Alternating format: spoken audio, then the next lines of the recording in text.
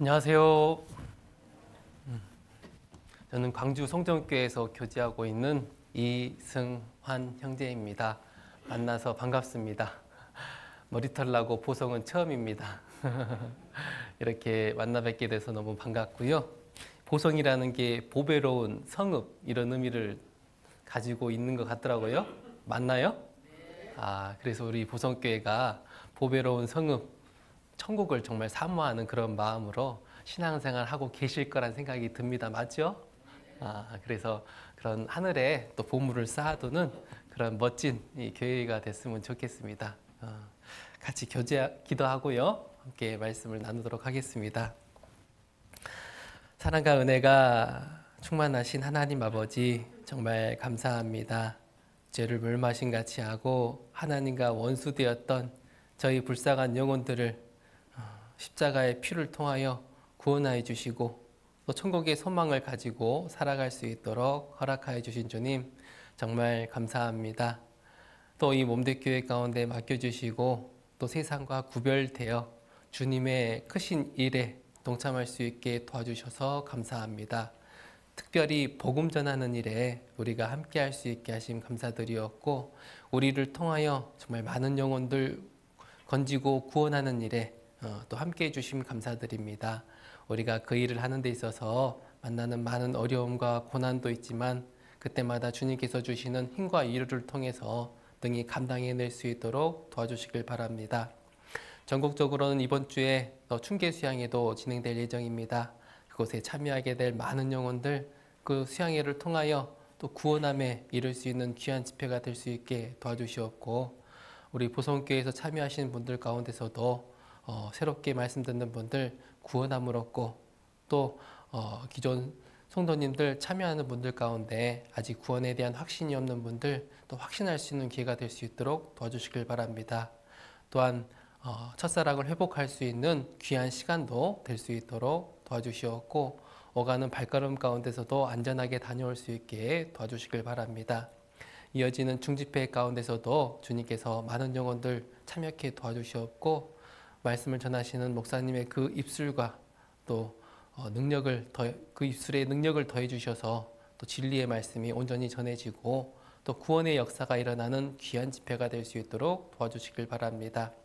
그 일을 위해서 보이는 곳이나 보이지 않는 곳에서 수고하는 손길마다 주님께서 축복을 더해 주시길 바랍니다. 오늘 하루라는 귀한 시간도 허락하셔서 이렇게 말씀을 가지고 함께 교제할 수 있는 시간 허락해 주심 정말 감사합니다.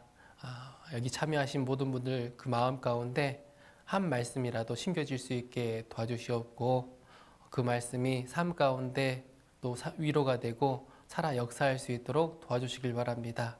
이곳에 함께해야 되지만은 함께하지 못한 지체들이 있다면은 어디 있든지 주님께서 지켜주시고 또 돌보아 주시길 바랍니다.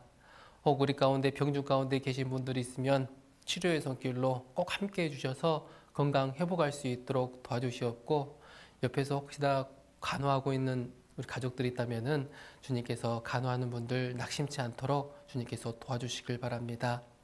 혹 가정 가운데 어려운 일들이 있다면은 능히 감당할 수 있게 위로해 주시고 주님께서도 그 또한 담당해 주시길 간절히 바라옵나이다. 오늘 이 시간에 또 시종 또한 주님께 온전히 의탁드리옵니다. 우리 마음 가운데 이 말씀을 통하여 감동과 감화를 더해 주시길 간절히 바라오며, 이 모든 것 우리를 영원히 사랑하시는 예수 그리스도의 이름으로 기도드립니다. 아멘. 네, 사무엘상 30장 21절로 25절입니다. 사무엘상 30장 21절로 25절입니다. 사무엘상 30장 21절로 25절입니다. 구약 459페이지 부근에 있습니다. 사무엘상 30장 21절로 25절 말씀입니다.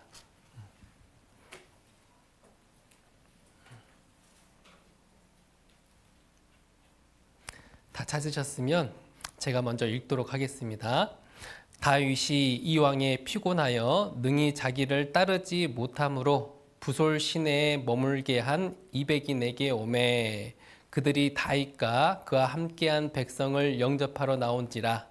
다윗이 그 백성에게 이르러 문안하매 다윗과 함께 갔던 자 중에 악한 자와 비류들이 다 가로되 그들이 우리와 함께 가지 아니하였은즉 우리가 도로 찾은 물건은 무엇이든지 그들에게 주지 말고 각 사람의 처자만 주어서 데리고 떠나게 하라 하는지라.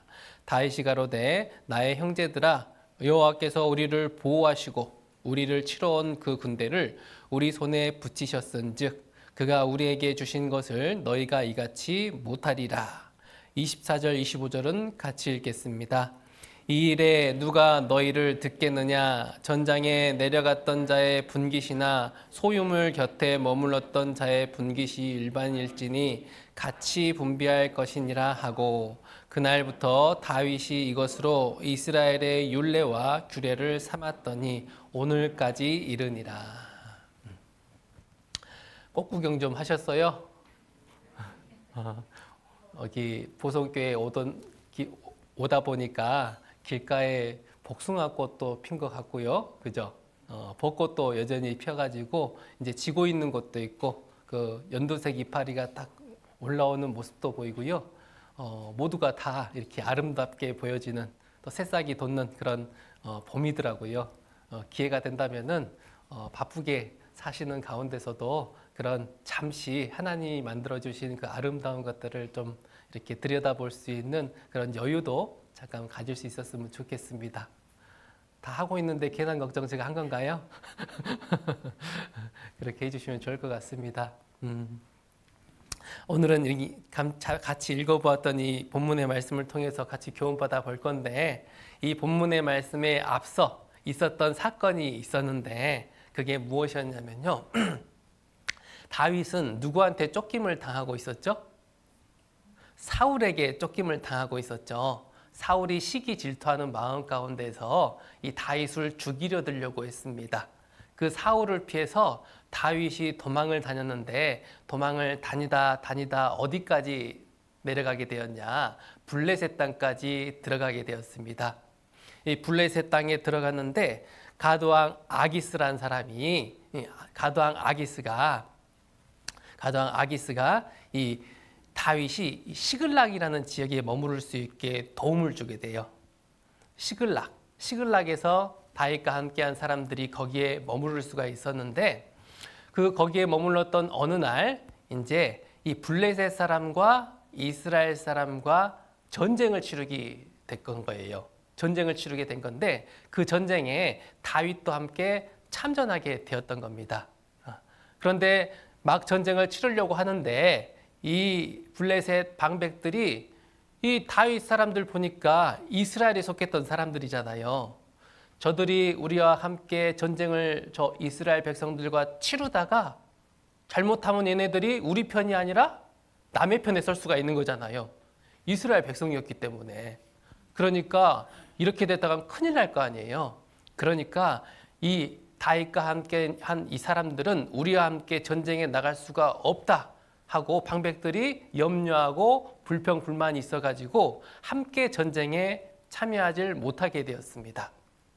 이것도 어떻게 보면요 하나님의 도움이지 않을까라는 생각이 들어요. 우리 편이었잖아요. 이스라엘 백성들은 다윗의 입장에서. 근데 그들과 싸운다라는 것은 결코 좋은 일이 아니죠. 그래서 그 전투를 피할 수 있게 도와줬다는 것은 하나님의 섭리지 않을까, 하나님의 도움이지 않을까라는 생각이 들어요.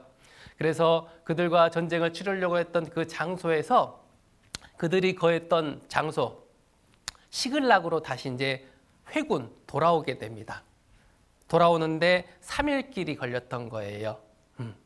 근데 돌아와 보니까 자기들이 거했던 시글락에 누가 침략에 갔었냐? 아말렉이 침략해가지고요. 성이 불타버렸고 자기 아내들, 자녀들 여러 가지 많은 물건들을 탈취해서 가버린 거예요. 그러니까 기분이 좋아 나빠요? 기분이 굉장히 좋지 않겠죠. 백성들 가운데 낙심한 사람들이 있었고 이 낙심한 백성들이 다윗을 돌로 치려고 그랬습니다. 다윗도 굉장히 마음이 그랬겠죠. 그랬던 다윗이 이제 하나님을 힘입어서 다시 용기를 얻게 되고요. 하나님께 묻기 시작합니다. 뭐라고 묻냐? 내가 이 군대를 쫓아가면 미치겠나이까? 하니까 이 하나님이 답을 해주신 거예요. 쫓아가라. 네가 반드시 미치고 정령 도로 찾으리라 라는 그런 답을 하나님께 듣게 됩니다. 그래서 이 다윗과 함께한 600명의 사람들을 거느리고 누굴 쫓아가기 시작했냐? 그 원수 아말렉을 쫓아가기 시작하게 됩니다. 그런데 쫓아가는 가운데 부솔 시내라는 곳을 이르게 돼요. 부솔 시내. 부솔 시내는 이 시글락으로부터 남쪽으로 24km 떨어진 지점이거든요. 그 부솔 시내에 딱 이르렀는데 600명 중에 200명이 못 가겠다라는 거예요. 피곤해가지고 거기를 건너질 못하겠다라는 겁니다. 솔찬히 그럴 것만도 한 게 왜 그러냐면은 3일 동안 시글락으로 왔었죠. 온데다가 24km를 또 같이 왔었어요. 그러니까 체력이 안 되고 뭐가 안 되는 분들은 계속해서 가기가 쉽지 않겠죠. 더군다나 부솔 시내 인근이 산악지역이었어요. 산악지역. 그러니까 간다라는 게 쉽지 않은 사람들도 있었다라는 거예요. 그래서 200명은 그래 피곤하니까 같이 갈 수 없으니까 이 소유물 곁에 부솔 시내에서 머무르게 이렇게 내버려 두게 되고요. 나머지 400명을 데리고 부솔 시내를 건너서 아말렉을 쫓아가게 되는데 쫓아가는 길 가운데 또 누구를 만나게 되냐? 이 아말렉 사람이 버렸던 종, 애굽 소년을 만나게 돼요. 그래서 애굽 소년이 굶었거든요. 먹을 것도 주고 이렇게 선대, 좋은 일을 잘 이렇게 선대해 주니까 이 아말렉 종이었던 이 애굽 소년이 아말렉 군대가 어디 있는지를 알려주는 거예요. 그래서 그 소년의 도움을 얻어가지고 아말렉 군대까지 쉽게 이 다윗의 군사들이 이룰 수 있게 되었습니다. 그런데 도착해 보니까 얘네들이 크게 탈취한 것을 기뻐함으로 말미암아 먹고 마시고 춤추며 이렇게 놀고 자빠져 있는 거예요. 그래서 그들을 침략하게 되었죠. 침략해가지고 전쟁에서 승리를 거뒀죠. 그래서 그들이 데려갔던 아내들과 그리고 자식들과 그리고 그들이 가져갔던 탈취물뿐만 아니라 그들이 소유하고 있던 소떼, 양떼를 모두 가지고 이렇게 돌아오게 됩니다. 돌아오는 길 가운데 이제 부솔 시내에 머물렀던 200인이 있었죠. 그 200인이 있는 곳으로 향했던 거예요. 그래서 그들에게 향하니까 이제 부솔 시내에 있었던 그 사람들 200인이 전쟁에 승리하고 돌아온 다윗의 군대들을 맞이하게 됩니다. 좀 전에 읽었던 바로 그 본문이 바로 그 장면이에요. 그래서 21절 말씀을 잠깐 보시면요.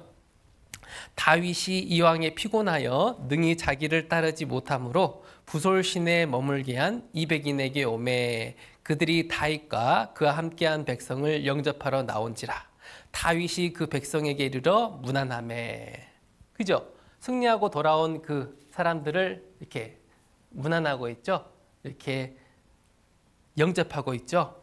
그런데 22절에 보시면은 다윗과 함께 갔던 자 중에 악한 자와 비류들이 다 가로되 그들이 우리와 함께 가지 아니하였은즉 우리가 도로 찾은 물건을 무엇이든지 그들에게 주지 말고 각 사람의 처자만 주어서 데리고 떠나게 하라 하는지라. 지금 이 악한 자와 비류들이라는 이 사람들이 어떤 제안을 하는 거예요. 무슨 제안을 하고 있냐? 우리와 함께 가지 못했던 저 200인들이 있지 않느냐? 저 사람들은 처자, 아내들과 자식들만 주고 떠나게 하고 우리가 전쟁에서 승리해서 얻었던 그 물건들 있죠? 물건들은 우리끼리 나눠야 되겠다. 왜냐? 저자들은 같이 가지 않았기 때문에. 인간의 입장에서 봤으면 그게 어떻게 보면 또 당연한 모습이죠? 그죠? 가수에 고생한 사람이 얻었기 때문에 고생한 사람들만 나눠 갖는 게 어떻게 보면은 공평한 것일 수가 있어요. 더군다나 이때 당시에 주변 많은 사람들은 전쟁에서 승리를 거두게 되면은 그 전쟁에서 승리한 군인들이 그 전리품들을 나눠 갖는 것들이 관습이었던 거예요. 그러니까 당연히 그렇게 나눠 갖는 것이 공평한 것이라고 그들은 생각해서 그렇게 제안을 했을 수도 있겠지요. 그런데 성경에서 그들에 대해서 어떤 사람들이라고 표현을 하고 있냐? 뭐라고 표현하고 있어요? 악한 자, 비류들, 비열한 사람들, 이렇게 보시면 돼요. 비열한 사람들, 무가치한 사람들, 그렇게 제안한 사람들을 악한 자라고 표현하고 있어요. 비류들이라고. 어떤 사람들은 이 시글락에 돌아와서 성이 불타고 처자들이 이렇게 잡혀감을 당했을 때 돌로 치려고 했던 사람들이 있죠. 그 사람들이 바로 이 사람들이었을 것이다 라고 생각하는 사람도 있다고 하더라고요. 솔찬히 그럴 만하기도 한 것 같아요. 이 사람들이 이렇게 제안을 하니까 다윗은 그 제안에 대해서 받아들이지 않고 어떤 규례를 정하게 돼요. 어떤 것에 대한 규례를 정하게 되냐? 24절에 보시면요. 이 일에 누가 너희를 듣겠느냐? 전장에 내려갔던 자의 분깃이나 소유물 곁에 머물렀던 자의 분깃이나 일반이지니 같이 분배할 것이니라 하고 그날부터 다윗이 이것으로 이스라엘의 율례와 규례를 삼았더니 오늘까지 이르니라. 다윗이 저기 전장에 나갔던 사람들이나 소유물 곁에 머물렀던 사람들이나 얻은 분깃을 어떻게 분배한다라는 거예요?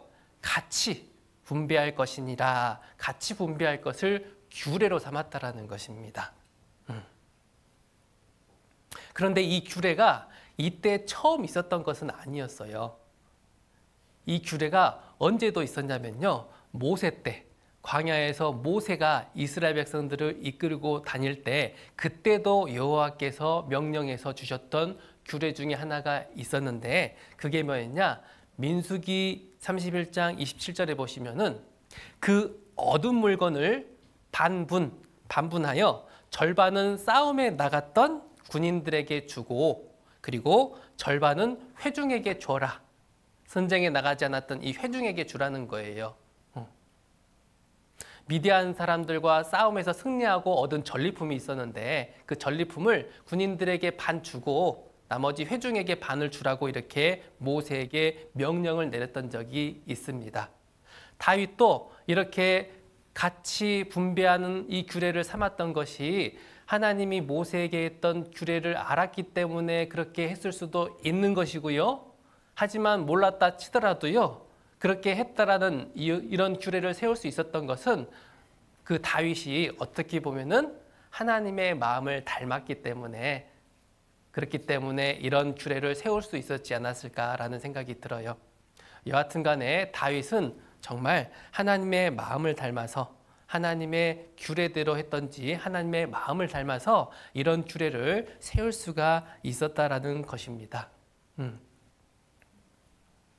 그런데 왜 이런 규례를 세우게 되었냐? 그 이유가 23절에 나와 있어요. 23절에 보시면요. 다윗이 가로되 나의 형제들아 여호와께서 우리를 보호하시고 우리를 치러 온 군대를 우리 손에 붙이셨은즉 그가 우리에게 주신 것을 너희가 이같이 못하리라. 여기 보시면은 그 군대를 우리 손에 붙이셨은즉 누가 승리케 해주셨다라는 거예요? 여호와 하나님이 승리케 해주셨다라는 거예요. 니들이 잘한 게 아니라 결국에는 누가 잘하신 거냐? 여호와 하나님이 승리케 해주셨기 때문에 그렇기 때문에 우리가 이것을 승리할 수가 있었고 또 그 전리품도 우리가 얻을 수 있게 된 거다. 그렇기 때문에 우리가 같이 나눠야 되는 거다. 라는 얘기를 하고 있는 것이고요. 동시에 여기 23절을 또 자세히 보시면요. 나의 형제들아 라고 표현하고 있죠. 형제라고 표현하고 있죠. 한 형제라는 거예요. 한 공동체. 형제라는 공동체라는 거예요. 그러면서 여호와께서 우리를 보호하시고 우리를 치러 온 그 군대를 우리 손에 붙이셨은즉 우리에게 주신 것을 너희가 이같이 못하리라. 우리 안에는 전장에 나간 사람만 포함된 거예요? 소유물 곁에 머물러 있던 사람도 포함된 거예요? 다 포함된 거죠. 그렇죠? 그 우리 안에 다윗의 마음 가운데는요. 그 모든 600명이 400명만이 아니라 머물렀던 200명까지 모두 우리 안에 포함되어 있었던 거예요. 다 여호와 하나님 앞에서 하나님의 백성이고 다 여호와 하나님 앞에서 한 형제다라는 생각을 다윗은 하고 있었다라는 것입니다. 그렇다고 해서 이 부솔신에 머물러 있던 사람이 아무것도 안 한 거냐, 하고 있지 않았던 거냐? 아니었다라는 거예요. 머물러 있으면서도 뭘 지키고 있었어요? 소유물을 지키고 있었죠. 그리고 그들이 가기 싫어서 안 간 게 아니라 억지로 안 간 게 아니라 피곤해서 못 갔던 거죠. 그죠? 피곤해서 머물렀던 거예요. 그리고 그 소유물에 머물러 있으면서 자기네들끼리 유튜브나 보고 있었을까요? 아니죠. 기도를 하고 있었을 거 아니에요.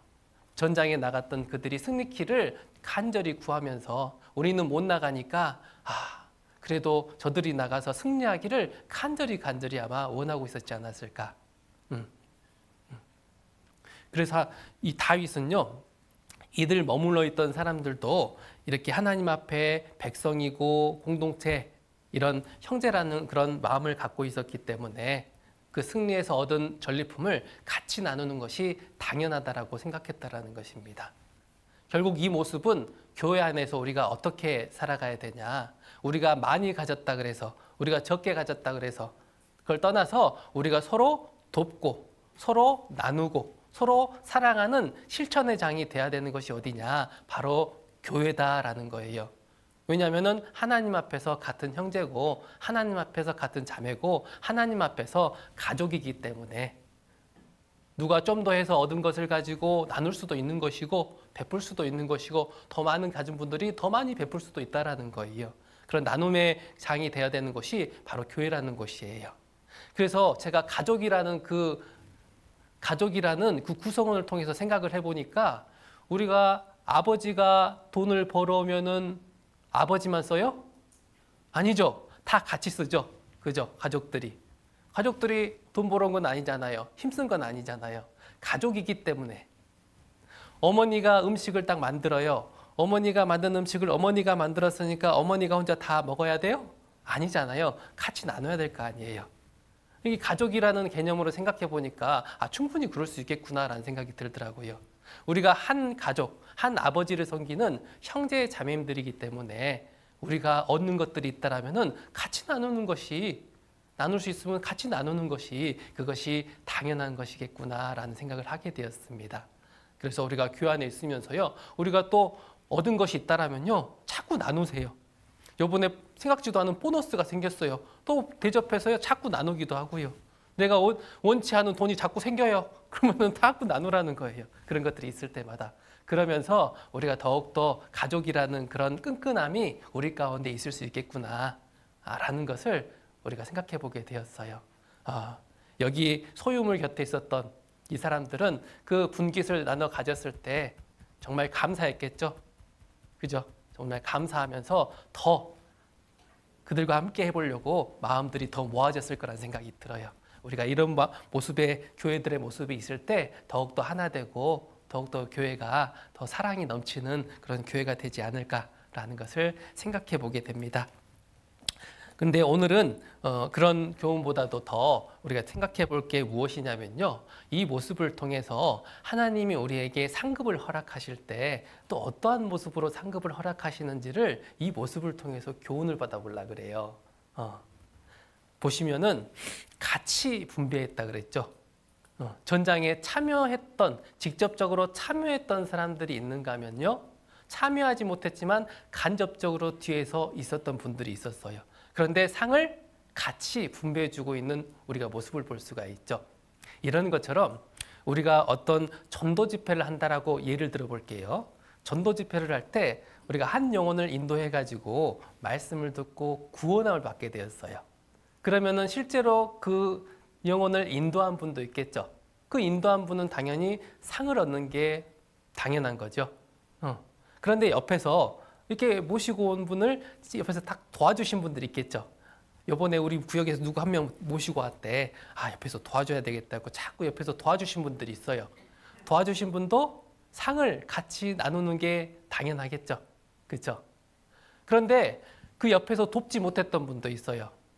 돕지 못했지만은 앞에서 피아노도 치고 앞에서 특성도 하고 뒤에서 방송실에서 방송도 보고 앞에서 안내도 보고 뒤에서는 이제 음식도 준비하는 이런 여러 가지, 또 차량 봉사도 하고요. 여러 가지 모양으로 봉사로 참여한 분들도 반드시 있겠지요. 그런 분들도 상급을 같이 분배해 줄 것을 우리가 생각해 볼 수가 있고요. 뿐만 아니라 그런 봉사에 참여하지 않았어요. 하지만 이 말씀이 전해지는 가운데 그냥 와가지고 앉아서 같이 말씀을 들은 거예요. 듣기만 했는데도 그분도 참여하는 것이기 때문에 상급을 같이 분배해 주실 것이라는 거예요. 근데 이런 분들은 다 실제로 참여한 분들이죠. 그런데 참여하지 못하는 분들이 있어요. 피곤하여 건너지 못했던 이 부솔신에 머물렀던 이백인처럼요. 우리가 원하긴 하여도 부득이한 사정으로 참여하지 못한 분도 반드시 있다라는 거예요. 어떤 직장일이나 가정일로 인해서 부득이하게 참여하지 못한 분들도 반드시 있겠지요. 우리 사람들은 그러면 어떻게 생각해요? 왜 안 와? 전도 집회인데 당연히 참여해야지 라는 이런 생각을 가질 수가 있잖아요. 그런데 각자의 사정으로 인해서 참여하지 못할 때가 있다라는 거예요. 때로는 너무나 몸이 안 좋아서 입원해야 될 경우가 있을 수도 있고요. 또는 가족 중에 누가 입원해가지고 옆에서 보호자의 역할을 해야 될 수도 있는 것이고요. 그날따라 해보려고 그랬는데 너무 아파서 집에서 쉬어야 될 분들도 있을 것이고요. 여러 가지 사정으로 인해서 어떤 재난이 와가지고 이렇게 함께하지 못할 수도 있는 그런 일들이 생길 수도 있다라는 거죠. 하지만은 그런 상황에 있다 하더라도 최소한 헌금이라도 집회연금이라도 이렇게 내가지고 헌금하는데 도움이 되었으면 하는 마음으로 헌금이라도 내는 분이 있겠죠. 이런 분들도 하나님은 상을 같이 분배할 것이 맞겠죠. 뿐만 아니라 그 헌금조차도 못하신 분도 있을 수 있어요. 실제로. 그런 분들은 뭘 할 수가 있어요? 뒤에서 정말 기도라도 전해지는 소식을 들으면서요. 이렇게 기도를 간절히 시간 날 때마다 간절히 그 영혼들과 말씀을 전하시는 분, 봉사하시는 분들 하나하나 다 생각하면서 이렇게 간절히 기도를 해준다라면요. 틀림없이 그분들을 향해서도요. 하나님은 상급을 같이 분배해 주시겠구나라는 것을 우리가 생각해 볼 수 있다는 거예요. 우리는 참전할 수 있는 사람이 받는 상도 있겠지만요. 참전하지 못했지만요. 그래서 뒤에서도 이렇게 간접적으로 참여하고 있는 분들에 대해서도 하나님은 반드시 상을 허락하신다라는 것을 이 다윗의 모습을 통해서 우리가 교훈받아 볼 수가 있어요. 그런데 이 성경에 보시면요. 이 다윗이 내렸던 이 규례처럼 이렇게 동일하게 상을 얻는 이런 모습들이 몇 군데 더 보이거든요.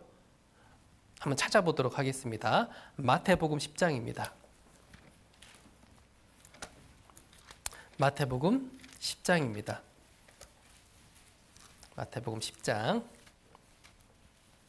마태복음 10장 40절로 42절입니다. 마태복음 10장 40절로 42절입니다.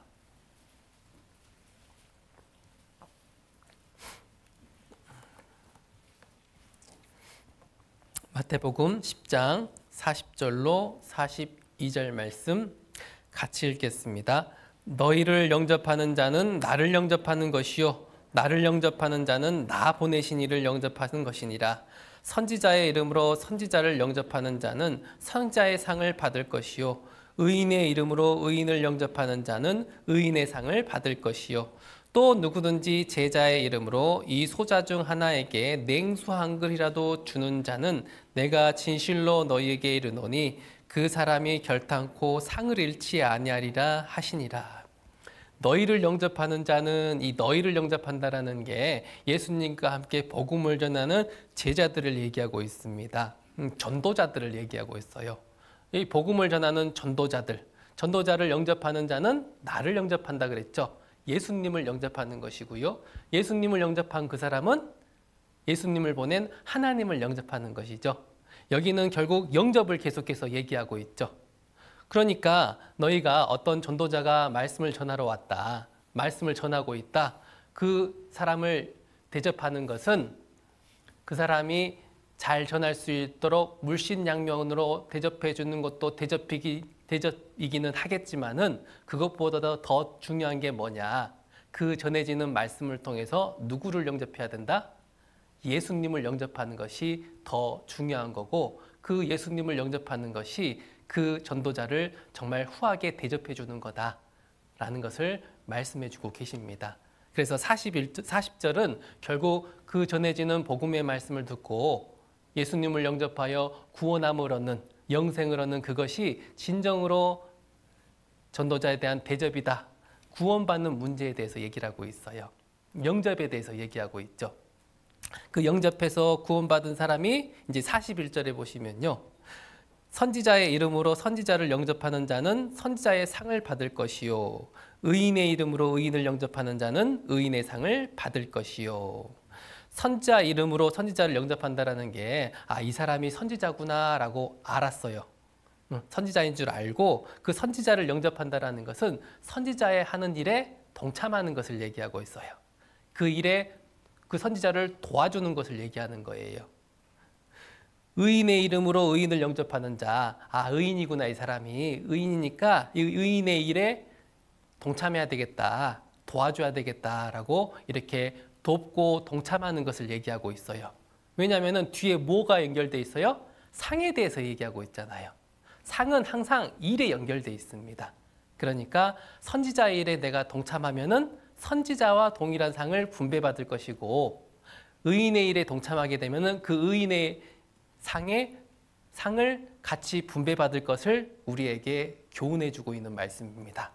그러면서 42절에는 또 누구든지 제자의 이름으로 이 소자 중 하나에게 냉수 한 그릇이라도 주는 자는 내가 진실로 너희에게 이르노니 그 사람이 결탄코 상을 잃지 아니하리라.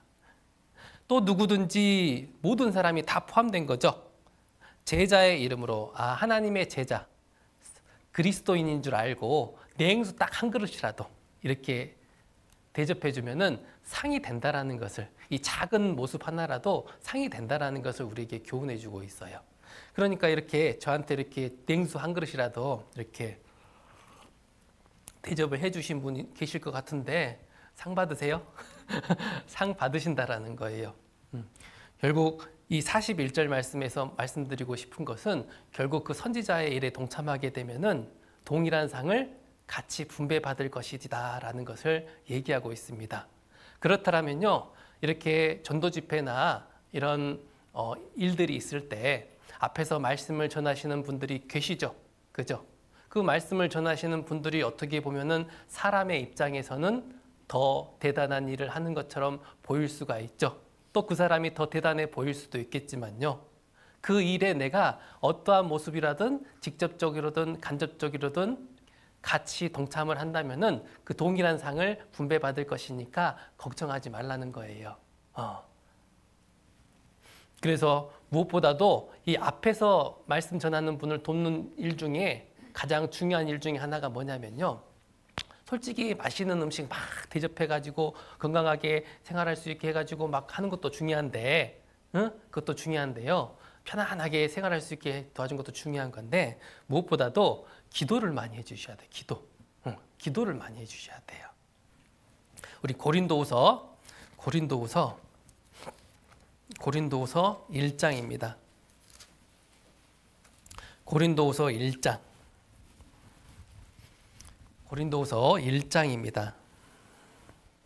고린도후서 1장 11절 말씀입니다. 신약 286페이지 부근에 있습니다. 신약 286페이지 부근에 고린도후서 1장 11절입니다. 고린도후서 1장 11절.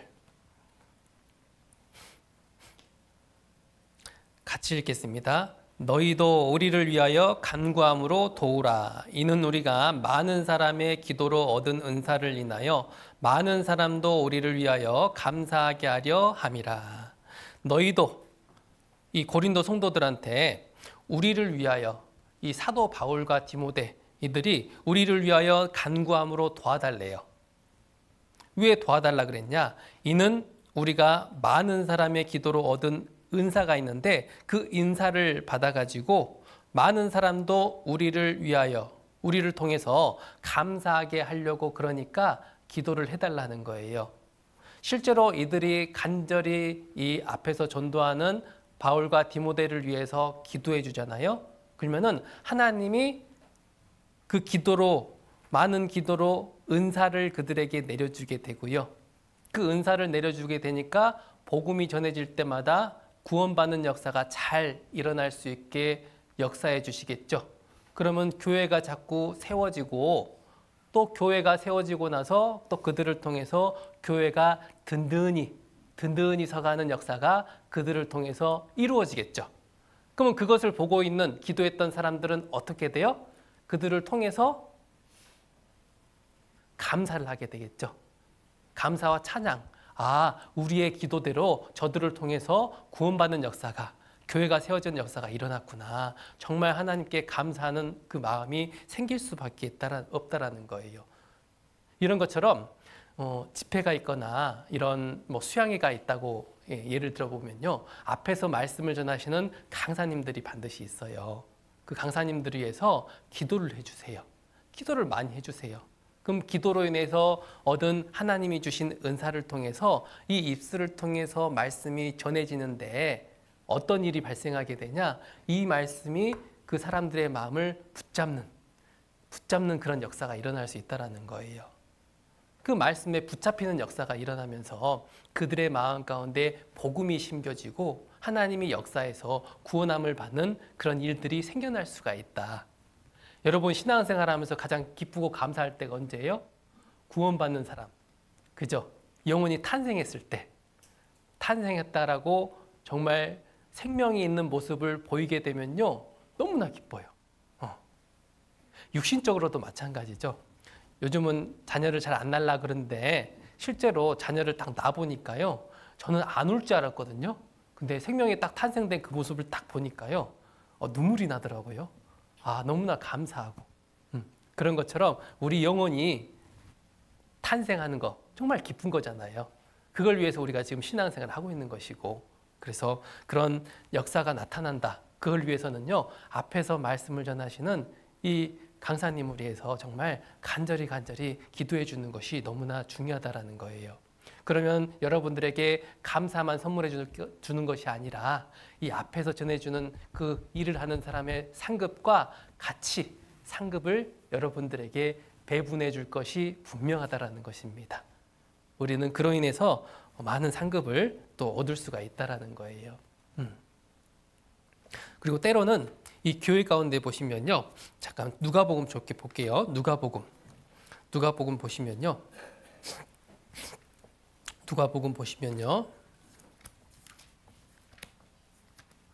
누가복음 8장입니다. 누가복음 8장. 누가복음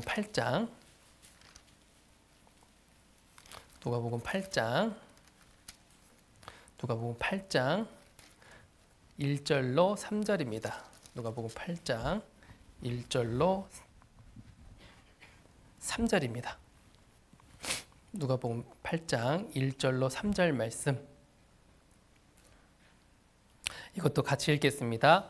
이후에 예수께서 각 성과 촌에 두루 다니시며 하나님의 나라를 반포하시며 그 복음을 전하실새 12 제자가 함께하였고, 또한 악기를 쫓아내심과 병 고침을 받은 어떤 여자들 곧 7 귀신이 나간 자 막달라인이라 하는 마리아와 또 헤롯의 청지기 구사의 아내 요한나와 또 수산나와 다른 여러 자가 함께하여 자기들의 소유로 저희를 섬기더라. 여기 보시면은 예수님과 제자들이 각 성과 촌에 두루 다니면서 하나님의 나라를 반포하시며 복음을 전하고 있었습니다. 복음을 전하고 있었는데 그 뒤에서 이 섬겨졌던 사람들이 있다라는 거예요. 그런데 그 사람들이 여인들이었다라는 거예요. 각기 다른 지위와 각기 다른 분야에 있었던 이 여인들, 상황에 있었던 여인들이 함께하여 자기들의 소유로 저희를 섬기더라라고 얘기를 하고 있습니다. 잘 보시면은 자기들의 소유를 가지고 섬겼다라 그랬죠. 그러니까 쓰다가 좀 남으면 섬긴 게 아니라 자기들이 써야 될 것을 아끼고 아껴가지고 이 섬기는데 사용을 했다라는 거죠. 그리고 억지로 그들을 섬겼다는 것이 아니라 자원하는 마음으로 그들을 섬겼다라는 것을 알 수가 있고요. 그리고 함께 했다 그랬죠. 각기 다른 여인들이 함께 마음을 모아가지고 기쁜 마음으로 이 예수님과 제자들을 섬겼다라는 것을 알 수가 있습니다. 단지 돈만 지원해줬냐? 그게 아니라는 거예요. 자기들이 가지고 있는 시간들 할애했던 것이고요. 자기들이 가지고 있는 재능들 할애했던 것이고요. 자기들이 가지고 있는 여러 건강들 이런 것도 할애했다는 것이에요. 이런 것들을 가지고 그 복음을 잘 전할 수 있도록 뒤에서 뒷바라지 해주었다라는 것을 얘기하고 있습니다. 그런데 예수님과 제자들의 앞에서 행함만 얘기했던 것이 아니라 뒤에서 섬긴 것도 같이 얘기해주고 있죠. 이 예수님과 제자들의 상과 동일한 상을 이 여자들이 받을 수 있다라는 것을 우리가 생각해 볼 수가 있습니다. 우리 교회도 마찬가지죠. 교회도 마찬가지로 이 목사님을 중심으로 해서 앞으로 어떻게 해나갈지, 뭐를 해나갈지 이렇게 형제님들과 같이 의논하고 진행해 나갈 때 있죠. 그런 일을 진행해 나갈 때 앞에서 이렇게 하는 분들이 어떻게 보면 더 중요한 일을 하는 것처럼 보일 수 있겠지만요. 뒤에서 수고해 주시는 보이는 곳이나 보이지 않는 곳에서 수고하는, 희생하는 그 자매님들의 손길이 있죠. 그 손길도 하나님은 동일하게 상으로 분배해 주실 것이다라는 것을 우리는 믿을 수가 있어요. 그런데 보시면은 교회 역사 가운데 실제로 바울도 마찬가지였어요. 옆에서 도와줬던 여인들이 많이 있었어요. 베베라는 여인도 있었고요. 그리고 빌립보 교회에서는 루디아라는 여인이 그 집을 통해서 이렇게 복음을 전할 수 있게 머무를 수 있게 도와주었고요. 목숨이라도 내어주는 브리스길라라는 그런 여인도 바울을 도와주었던 여인들도 있었어요. 그런데 어떤 여인은요, 예수님의 제자들보다도 더 큰 칭찬을 받았던 그런 여인도 있었어요. 그래서 막달라 마리아 같은 경우에는 가장 먼저 부활하신 모습을 제자들한테 보여줬던 것이 아니라 막달라 마리아한테 보여줬던 그런 영광도 취할 수가 있었다라는 겁니다. 그런 걸 보시면요, 어떻게 보면은 앞에서 일하시는 형제님들이 더 많은 중요한 일들을 하는 것처럼 보일 수도 있겠지만요, 오히려 뒤에서 수고하는 손길, 그 세심함을 가지고 부족한 형제님들이 부족한 것들을 뒤에서 조금씩 이렇게 챙겨주시는 모습, 뒤에서 도와주시는 모습, 일이 진행될 수 있도록 음식도 하고 청소도 하면서 이렇게 도와주시는 그런 모습이 어떻게 보면요, 하나님 앞에서는요, 더 큰 상급으로 갚아주실 수 있지 않을까라는 것도 생각해 볼 수가 있습니다. 그래서 우리가 꼭 보이지 않는 곳에서 내가 이렇게 수고한다 그래서 사람들이 그렇게 많이 알아주지 않는다 그래서 사람들의 칭찬이 없다고 할 수도 있겠지만요. 그렇지만도 주님은 다 기억하시고 주님은 다 기억해 주고 기록해 주시니까요. 그 주님을 바라보시면서 무슨 일을 할 때마다 그런 기쁜 마음으로 이렇게 섬기는 일을 해 나가실 수 있으면 좋겠습니다. 그러한 사람에 대해서는 하나님이 반드시 상급으로 갚아주신다라는 분명한 모습을 우리에게 보여주고 계십니다. 그런데 이 여인들은 또 몸으로만 섬긴 것이 아니라 또 기도로도 섬겼겠죠? 같이 뒤에서 기도하면서 이 복음이 잘 전해질 수 있도록 그런 마음으로 이렇게 기도를 해주셨을 거라는 생각이 들어요. 이렇게 복음을 전하다 보니까 계속해서 전하다 보니까 느끼는 게 있어요. 뭐를 느끼냐? 뒤에서 기도해 주는 것이 너무나 중요하구나. 그것을 너무나 많이 느끼게 돼요. 제가 맨 처음에 제 얘기 잠깐만 해보면요. 제가 맨 처음에 전도사가 딱 되었을 때요. 전도사가 되면은 굉장히 긴장되고요. 뭘 해도 서툴고요. 그리고 뭘 해도 최선을 다해 보려고 애를 많이 써요. 뭐 하나 하더라도요. 열심히 해보려 그래요. 뭐 해도 연습을 한 번 할 거 두 번 하고 세 번 하고 그런 일도 많이 있는데 처음에 전도 집회하면은 그 전도 집회 현장에 가서요. 처음부터 끝까지 세 번을 반복하기도 하고 그래요. 막 익숙하지 않으니까 이렇게 막 열심히 해보려 그래요. 그러는 가운데 어떤 중학생 한 명을 상담을 붙여줬어요.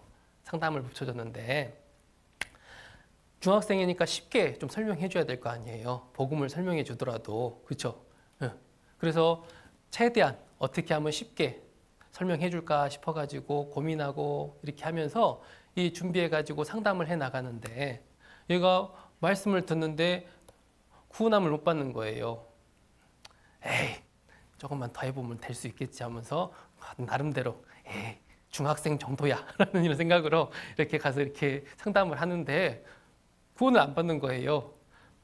또 계속해서 토요일마다 와가지고 그래 뭔가 부족한 게 있겠지 해가지고 이렇게 준비해가지고 상담을 하는데 구원함을 못 받는 거예요. 그래서 어느 날 이 교회에 이유한 목사님이 이렇게 전도 집회를 하러 오셨어요. 근데 제가 생각하기는 어떻게 생각했냐? 이유한 목사님 말씀은 중학생한테 좀 어려울 수도 있다. 그죠? 그럴 수도 있잖아요.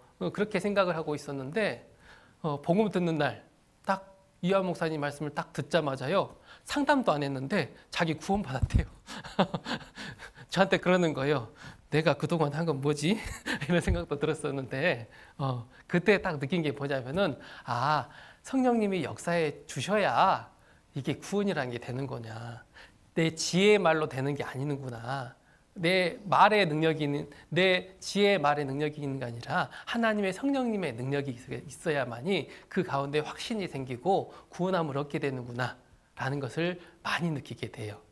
그러니까 이제 전도인 생활을 해보면 해볼수록 그게 더 많이 느껴져요. 어떤 분의 말씀은 좀 어렵다라고 느껴진 그런 집회도 있었는데 오히려 그때 구원받아가지고 교회 안에서 더 힘있게 사는 그런 분들이 생겨나는 걸 볼 때마다 역시 이거는 내가 말을 잘하고 못하고 그것도 중요하지만은 그것보다도 더 중요한 게 뭐냐? 성령님이 역사해야 되는구나. 그만큼 기도의 능력이 너무나 절실히 필요하구나 라는 것을 많이 느끼게 됩니다. 그래서 이런 집회가 있을 때마다 상담이 있을 때마다 옆에서 이렇게 기도를 많이 해주세요. 저 말씀을 통해서 능력이 나타날 수 있도록 저 말씀을 통해서 마음의 변화가 좀 일어날 수 있도록 옆에서 기도를 많이 해주시는 것이 너무나 중요합니다. 여기 담임 목사님도 마찬가지예요. 목회를 잘 하셔야 그게 여러분들이 복이에요. 목회 잘 할 수 있도록 그리고 지혜롭게 뭐를 결정하게 나갈 수 있도록 이렇게 해달라고 그래야 여기가 교회가 더 많이 구원받고 성장해 나가면은 그게 누구한테 돌아가냐? 우리 스스로한테 돌아오는 거예요. 그렇기 때문에 그런 것들 위해서 잘 기도해 주시면 좋을 것 같습니다. 그리고 요한 3서 1장으로 가보겠습니다. 요한 3서 1장. 요한 3서 1장입니다. 요한 3서 1장. 요한 3서 1장입니다. 5절로 8절 말씀입니다. 요한 3서 1장 5절로 8절 말씀.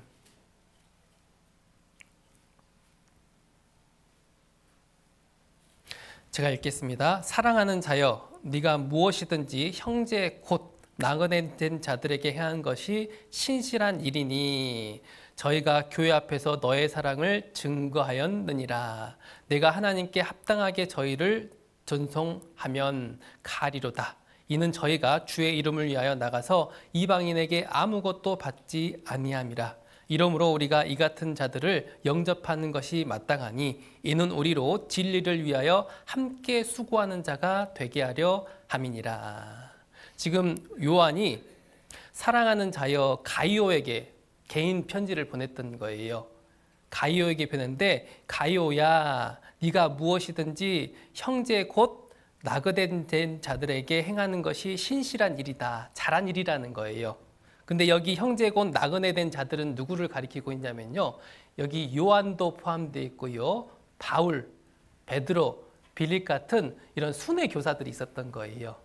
돌아다니면서 복음을 전하는 사람들, 나그네된 자를 바로 그런 사람을 나그네된 자라고 얘기를 하는 겁니다. 이 교회에 가서 복음 전하고 저 교회에 가서 복음 전하고 이런 사람들 얘기하는 거예요. 우리도 순회 설교를 하고 있죠? 그죠? 전도 집회도 그렇죠? 순회해 가면서 이렇게 복음을 전하고 있잖아요. 그런 나그네된 자들에게 행하는 것이 신실한 일이다. 잘 대접해 준 게 네가 잘 대접해 준 게 신실한 일이다. 6절에 저희가 그 나그네된 자들이 가이오한테 뭔가 잘 대접을 받았나 봐요. 그래서 그 나그네된 자들이 6절에 보시는 것처럼 저희가 교회 앞에서 너의 사랑을 증거하였느니라 하면서요. 네가 하나님께 합당하게 저희를 존송하면 가리로다. 그 사람들이 다시 가이오를 찾아왔나 봐요. 그러니까 요한은 이 편지를 통해서 하나님께 합당하게 저희를 또 존송해 주어라. 잘 대접해 주어라. 라고 이렇게 권하고 있어요. 그들을 다시 잘 대접해 주라고. 왜냐하면은 이는 저희가 주의 이름을 위하여 나가서 이방인에게 아무것도 받지 아니함이니라. 이방인에게 복음을 전하러 가는데 그들에게 받는 것이 아무것도 없기 때문에 잘 전송해 주라는 거예요.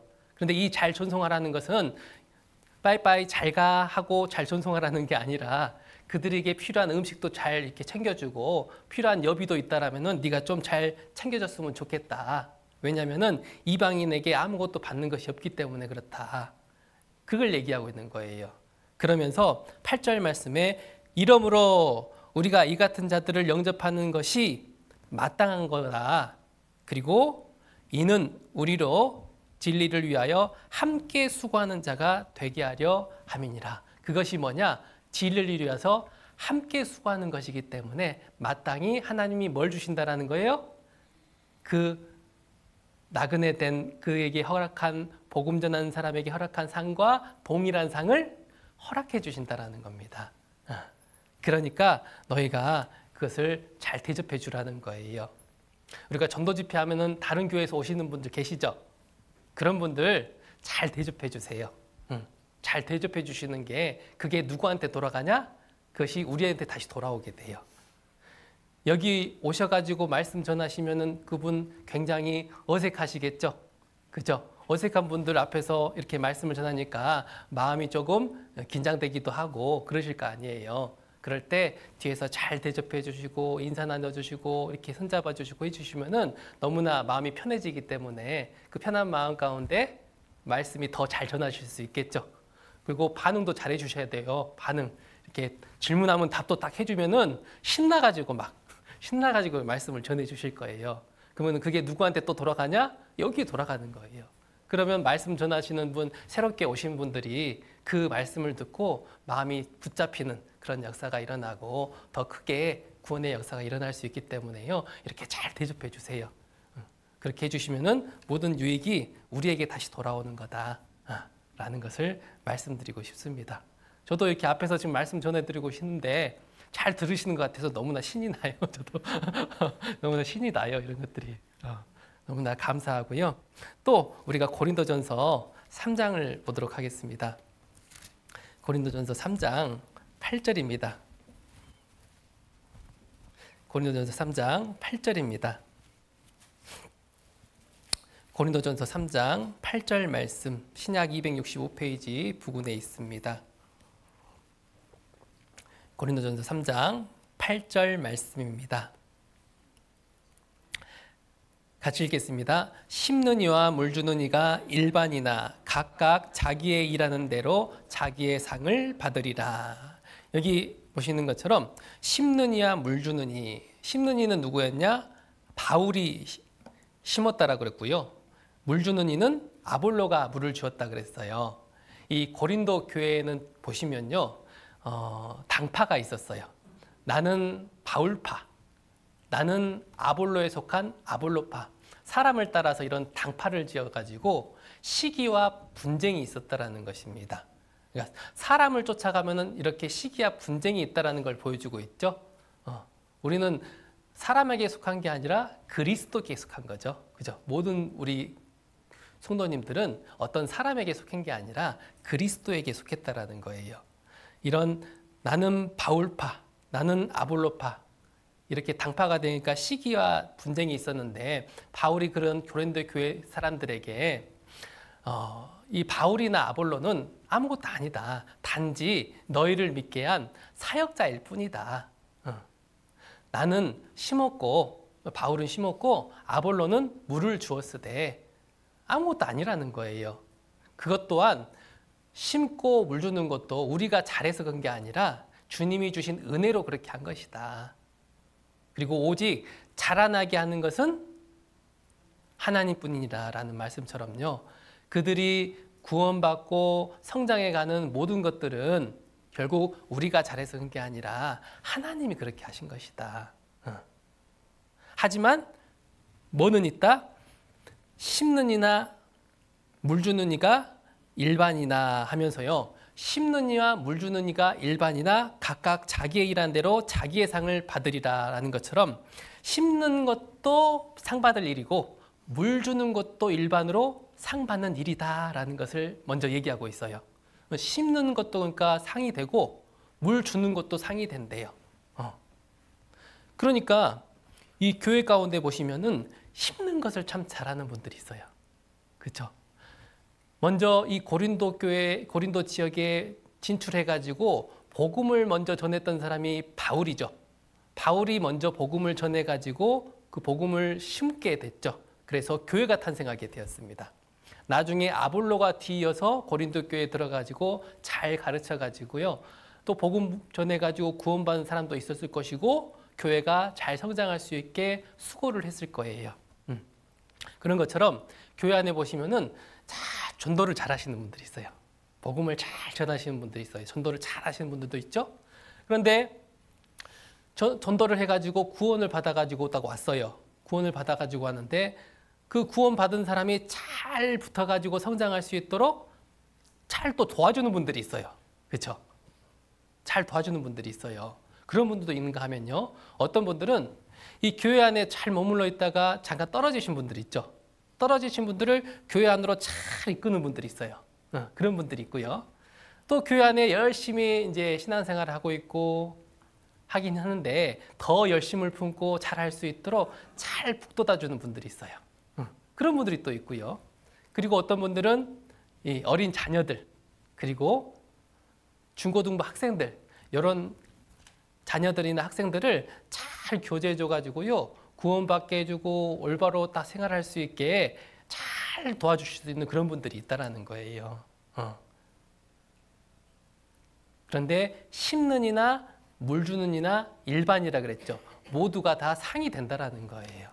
어떠한 모습이로든 내가 잘할 수 있었던 것들 그런 걸 가지고 교회 안에서 그렇게 사람을 섬기며 사람이 세워지고 사람이 구원받는 역사가 일어나면은 모두가 다 상 받을 일이라는 것을 우리가 알 수가 있습니다.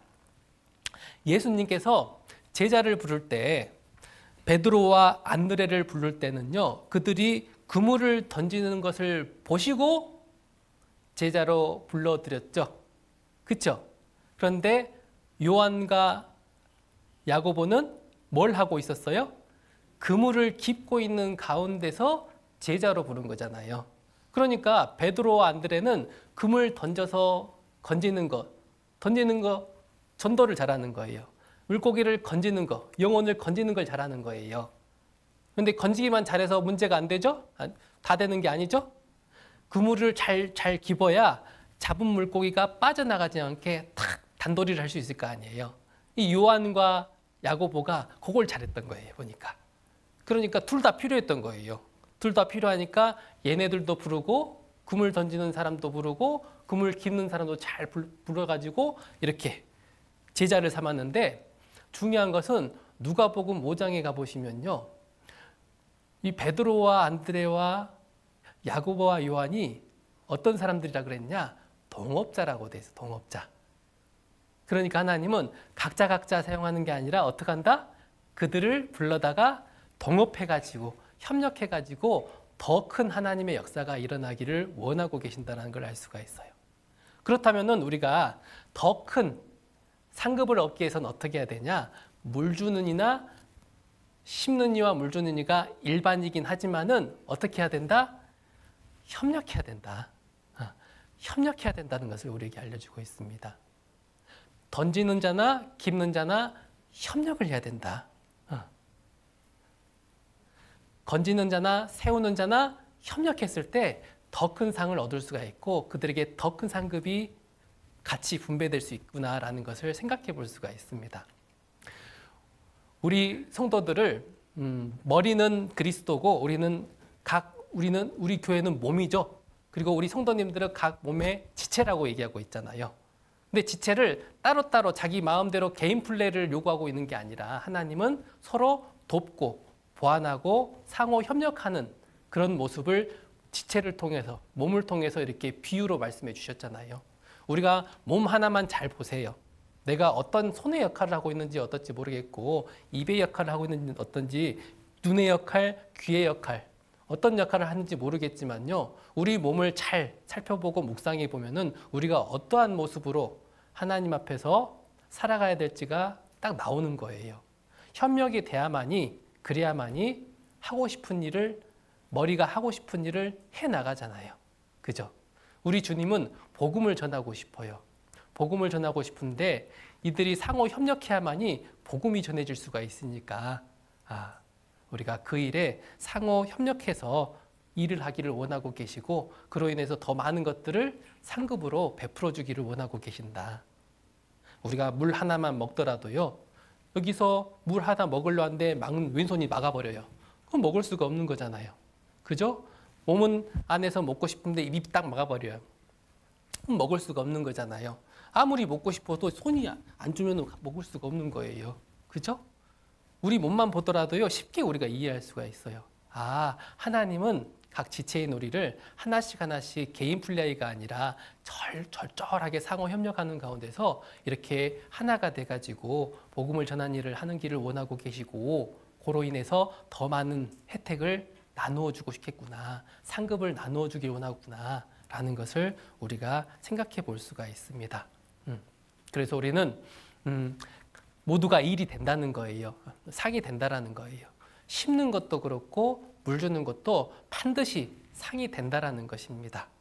하지만은 상호 협력하기를 간절히 원하고 있다.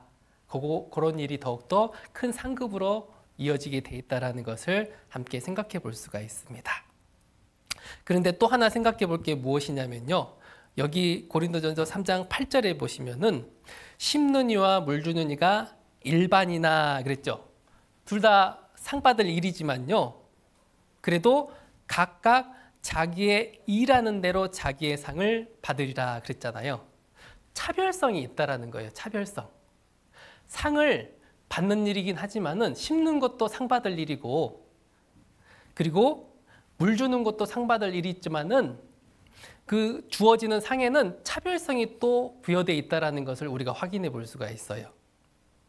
자, 고린도후서 5장입니다. 고린도후서 5장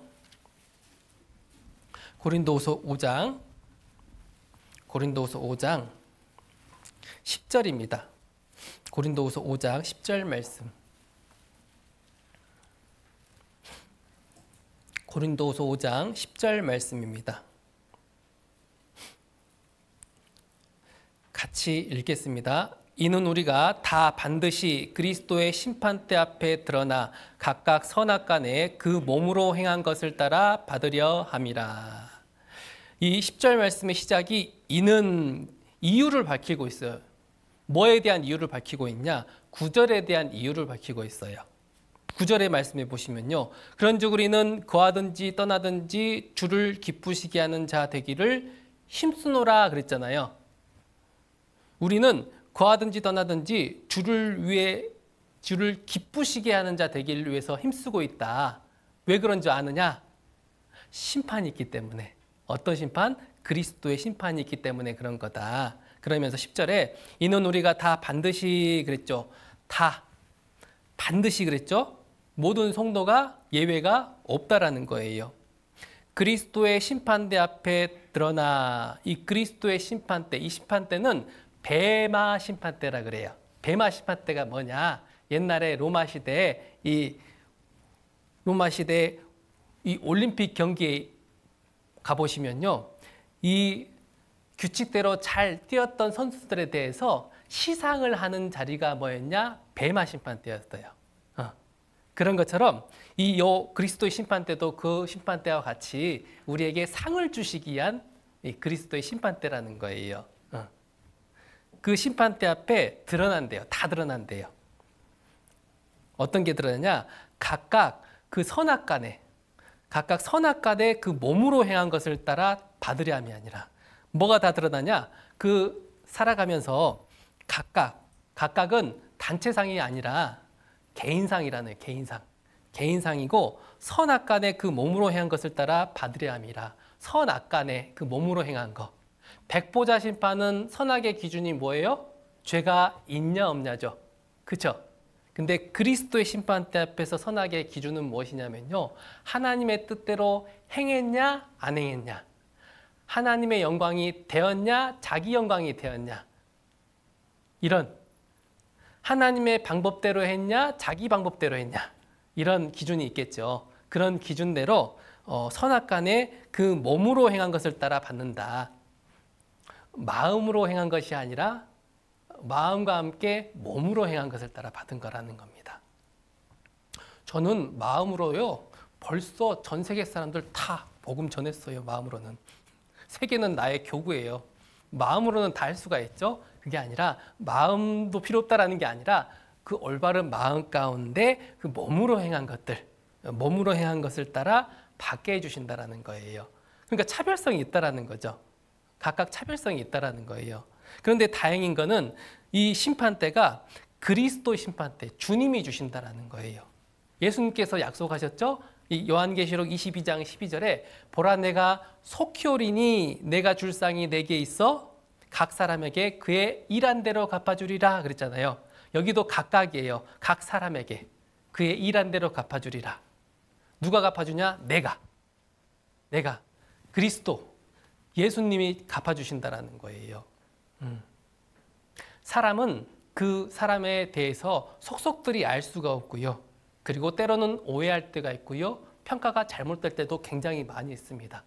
그런데 주님은 그 앞에 다 드러난다 그랬죠? 내 모든 마음과 행동이 다 드러난다라는 거예요.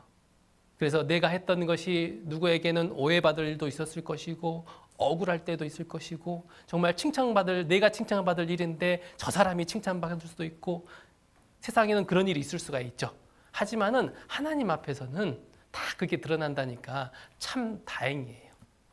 주님은 정말 선악을 확실히 분별해가지고 올바르게 분별해가지고 공평하게 상을 주실 수 있는 분이시기 때문에 그 주님이 주시는 상이기 때문에 참 다행이라는 생각이 들어요. 만약에 앞에 있는 목사님이 준다라고 생각해봐요. 그러면은 조금 그러시겠죠. 모르는 부분이 너무 많기 때문에 내 마음도 몰라줄 때가 있잖아요. 그죠? 근데 주님이 그렇게 준다는 거예요. 주님이 다 이렇게 알고 주님이 다 갚아주신다니까 그게 참 위로가 되는 거예요. 그런 개별적으로 각각 그 사람의 일한 대로 하나님이 반드시 갚아주시는데 그런데 우리는 또 상이라는 걸 생각할 때 우리가 어떤 생각을 하게 되냐. 보통의 사람들은 일에 몸으로 행한 양을 많이 생각해요. 양이 많이 있는 사람이 일한 게 많은 사람이 무조건 많이 받을 거다라는 생각이 들겠죠. 그렇죠? 봉사를 하더라도 처음부터 끝까지 끊임없이 쉬지 않고 일했던 저 자매님이 더 큰 상을 받겠지라고 보통들 생각할 수가 있겠죠. 참 저 자매님 열심히야 라고 그렇게 생각하면서요. 그렇게 판단할 수도 있다라는 거예요. 하지만 하나님의 판단은 다를 수도 있다라는 거.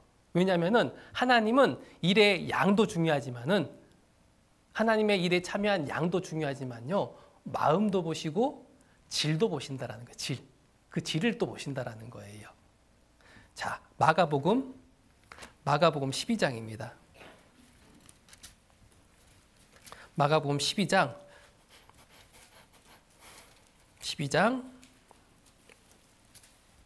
41절로 44절입니다.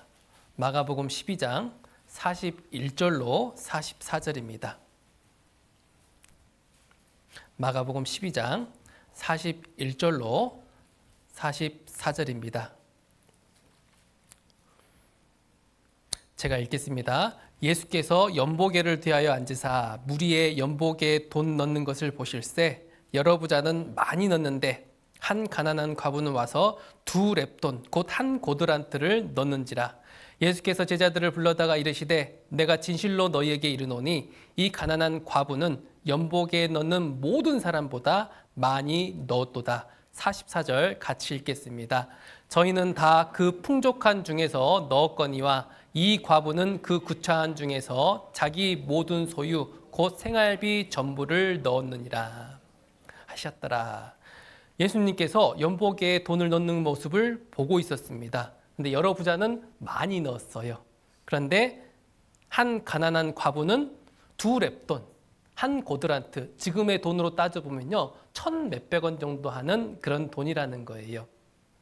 이제 보통의 사람들은 그렇게 생각을 하죠. 세상의 많은 교회들은 돈을 많이 헌금한 사람이 많이 한 거라 생각해가지고 주보에다가 누가 지난번에 몇백만 원 헌금했습니다라고 기록해 주기도 하죠. 그렇죠? 그렇게 많이 했다라고 생각하지만은 주님은 뭘 보고 있었냐?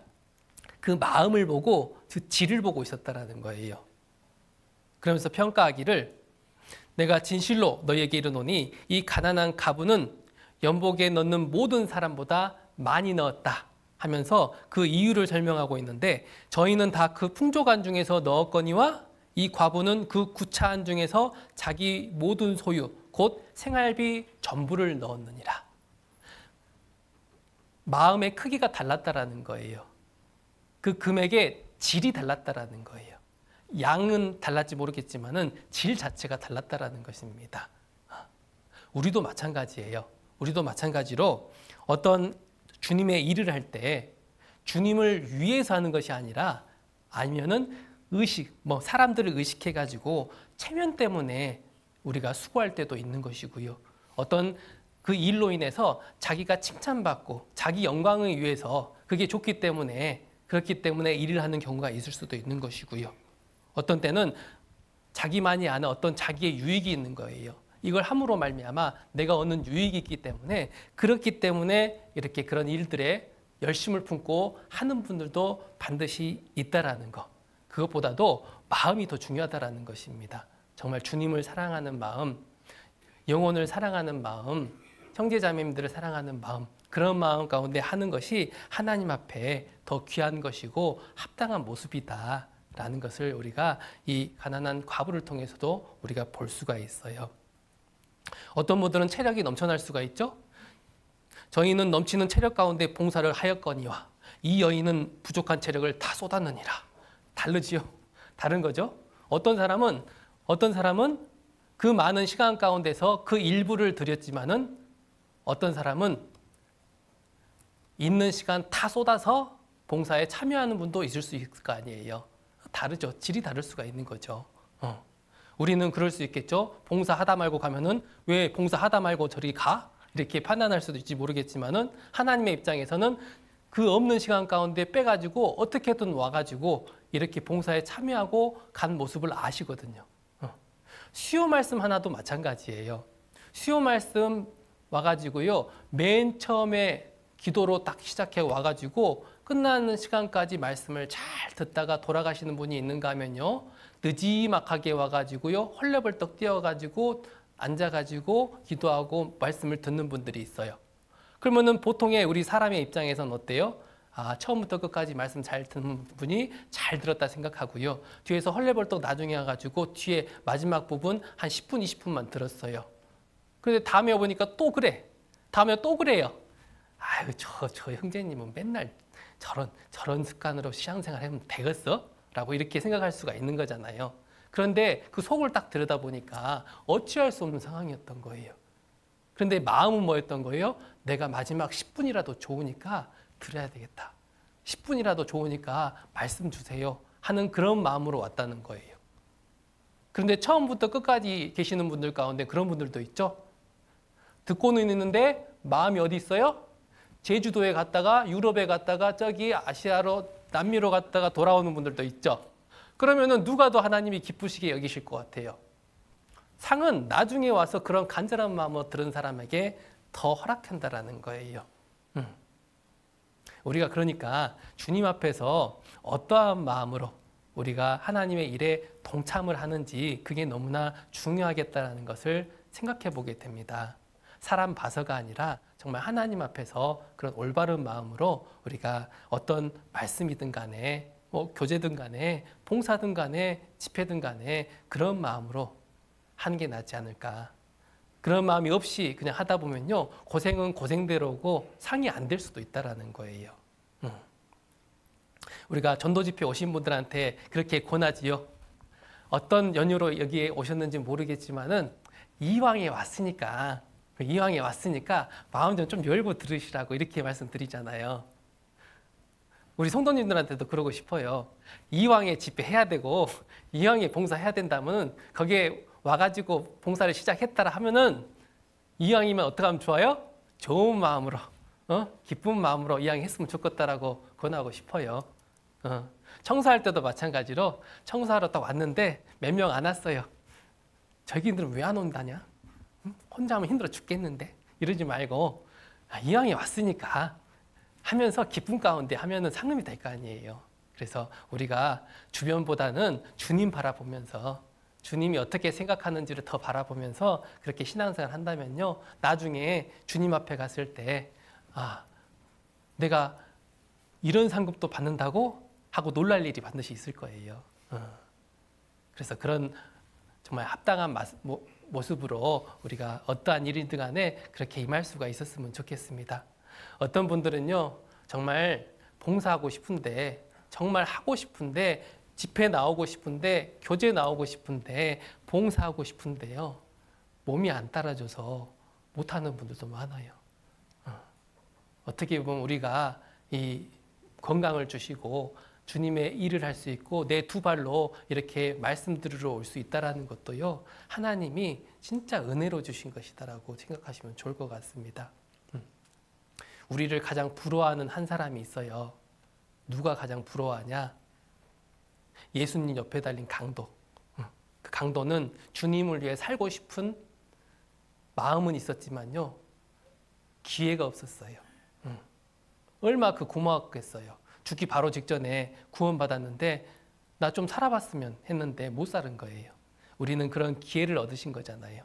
그런 거니까 네가 조금이나마 우리가 할 수 있는 것들로 마음을 다해서 주님께 은혜를 보답하는 그런 삶을 살아야 되지 않을까라는 생각을 하게 됩니다. 그러실 수 있겠죠? 그래요. 그러면 우리 보성교회가 더욱더 많은 분들이 더해 주시길 또 간절히 원하고요. 또 날로 성장해 가기를 간절히 또 기도하게 됩니다. 기도하고 마치겠습니다. 언제나 저희를 사랑하시는 하나님 아버지 정말 감사합니다. 주께서 저희를 그토록 사랑하셔서 저희 구원하여 주시고 이 몸대 교회 가운데 맡겨주심 정말 감사합니다. 우리가 항상 주님 안에서 모든 일을 행할 때마다 하나님 앞에 합당한 마음을 허락해 주시었고 그 마음 가운데 기쁨과 즐거운 마음으로 주님의 일을 해나갈 수 있게 도와주시길 바랍니다. 또 만나는 어려움과 고난이 있을 때마다 또 주님만을 더욱더 바라보고 주님의 그 선하신 인도함을 생각할 수 있도록 도와주시길 바라오며 이 보성교회 또한 날로 구원받는 자의 수를 더해 주시고 날로 성장할 수 있도록 주님께서 도와주시길 바랍니다. 오늘 함께해 주심 정말 감사드리었고 이후의 모든 시간 가운데서도 주님이 함께해 주시길 바라오며 이 모든 것 우리를 영원히 사랑하시는 예수 그리스도의 이름으로 기도드립니다. 아멘.